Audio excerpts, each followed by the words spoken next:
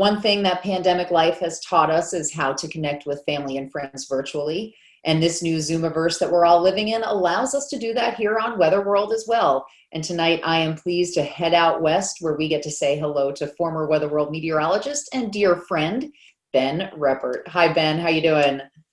I'm doing well. Thanks for the invite. This is so exciting. Well, it's great to have you here. Can you just remind us where you moved to and why you moved there? Sure. So I've moved to a location that I even know on the show recently has gotten a lot of press. We're just west of Denver. We're in Golden, Colorado, just at the base of the foothills of the Rocky Mountains, and came out here because my wife Liz started her PhD at Colorado School of Mines, which is in Golden. So you moved there because of Liz's job, but what are you doing out there? So right now I work for Weather Nation. It's a 24-hour national weather network based out of Denver. They're just on the south side of town. We go 24/7, mostly on streaming devices and platforms. So Weather Nation prides itself for really sort of monopolizing the digital weather world, so to speak, being on all the streaming services and Dish and all that. So there's actually quite a bunch of ways to watch it.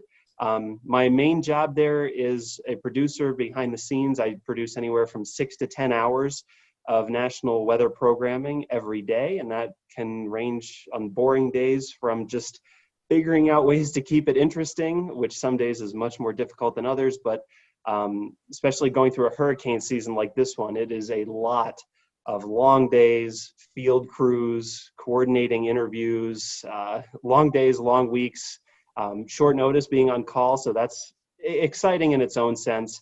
But on the quieter days too, they do let me do some on-camera stuff. I get to update some of the digital segments. I get to talk Alaska and Hawaii, do a U.S. outlook, and even some beach and travel stuff. So it's a fun variety of stuff I get to do every day. Okay, well, in addition to all that work you're doing, you are also enrolled in graduate school now. Can you please tell us about that experience? Yeah, so that's been an experience to say the least. So that's through Millersville. I started a couple of years ago starting toward a master's in emergency management. I was initially intrigued by it because going through the meteorology program with Penn State and focusing in weather communications, a big aspect right now of emergency management is dealing with all of the natural and weather disasters, but specifically in a crisis communication sort of way. So state agencies, local agencies, and even the Red Cross that have started to see a need for meteorologists during these weather disasters to be able to have the meteorological expertise, but then also communicate with, as they call them, stakeholders, but essentially anyone that these disasters affect, just to be able to get out the information, know who you're talking to, and help keep people safe. Oh, that sounds really interesting. Now let's shift to more of a laid-back topic. What do you like about the weather in Colorado? Well, it's funny because coming from Pennsylvania, I always thought that the weather was wild there, especially once getting into the cold season. But Denver, it's a whole different ballgame. I enjoy the fact that you do get 4 seasons out here, but if you blink in a given week, you might miss 2 or 3 of them because the weather changes so fast. We had an instance in early September, which I think you guys even talked about, where we were on a Sunday afternoon at 101 degrees. The air quality was so bad, it was so unhealthy to be outside from wildfire smoke. And then 36 hours later, we woke up on a Tuesday morning with 3 inches of snow on the ground, and it was below freezing. So the swings have been absolutely incredible to witness.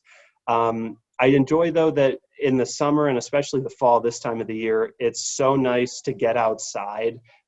We often get into these stretches of weather where it's very comfortable, great for exploring all of the outdoor things to do around here. But winter does come on fast, and it does stick around for quite a while into the spring.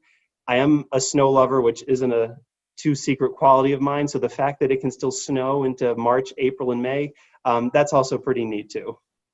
Do you miss anything about Pennsylvania weather? I do. Pennsylvania's weather, the biggest thing I miss the most, and this might sound funny to a lot of people, is rain. Denver's basically a semi-desert. We go stretches of weeks to, in some cases, months, where nothing falls from the sky besides maybe some wildfire ash. So that's been really weird to get used to. So I miss rain. I miss rainy days where you just have a cloudy, breezy day with a steady rain falling. So that's probably the thing I miss the most from the East Coast, which a lot of people out here would probably say I'm crazy. So since you moved, your family has grown. Do you have a quick moment to tell us about the addition to your family? Yeah, if he was cooperating, you might have caught him walking across the top of the fireplace. And obviously, I'm not talking about a kid. I'm talking about a cat. So we did get a cat about a year and a half ago. We're two scientists living under the same roof, so we did name him Einstein. That name some days is a little bit generous for him. He's not always the brightest, but we love him. And unfortunately, we have to wrap this up here. So can you tell us if you know what your future holds?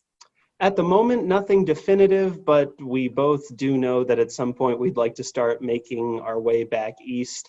I'm a believer that, you can still get to where you want to be. It just might be, instead of from point A to point B, you might have to go through C, D, E, and F. But we both really miss the East. I especially miss Pennsylvania and State College, and I'm not writing it off that our lives might bring us back there sometime soon.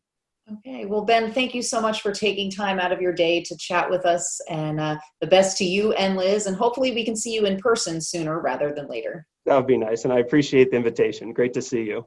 Thanks so much, Ben. We'll be back in a moment with a recap of the short range forecast.